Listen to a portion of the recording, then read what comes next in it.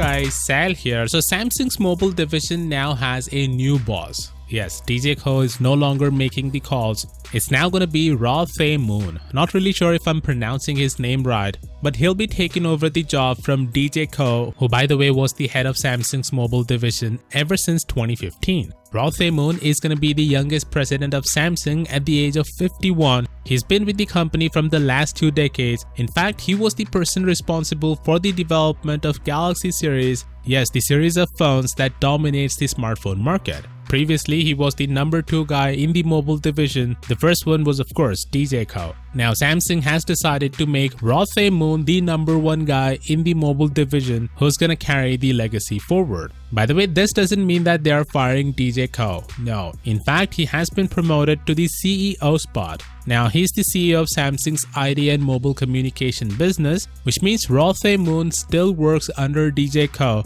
but DJ is kinda stepping back from the smartphone business management. It's Roh Tae Moon who's making the calls now. Of course, that being said, what does this mean to Samsung and to us, the consumers? You see, Roh Tae Moon is known to be a very decisive person. He's appointed to make some bold moves to keep the number 1 position of Samsung in the mobile market and to keep its lead over competitors like Huawei, whose market share has been on the rise from the past few years. Roh Tae Moon was the one who played a vital role in overhauling Samsung's budget and mid-range phones, the Galaxy M series and A series of phones. Earlier, Samsung's budget and mid-range phones sucked compared to the offerings by some of the Chinese smartphone makers. But now they're as good as them, and in some cases they are even better than them. Roh Tae Moon was also responsible for Samsung's new strategy to outsource the production of some of the Galaxy A series of phones in order to bring the costs down. If you don't know already, last year Samsung has decided to let a Chinese manufacturing company produce phones for them. Samsung will only design the phone and the rest will be carried over by this Chinese manufacturing company.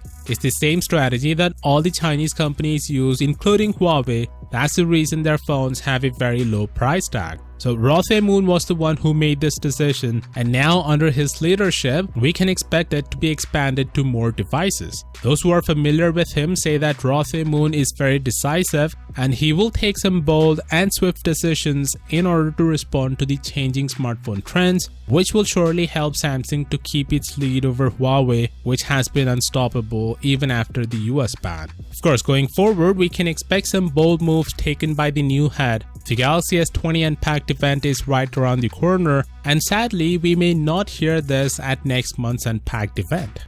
Ladies and gentlemen, please welcome to the stage President, Head of IT Mobile Communication Division, DJ Koh. I got sober.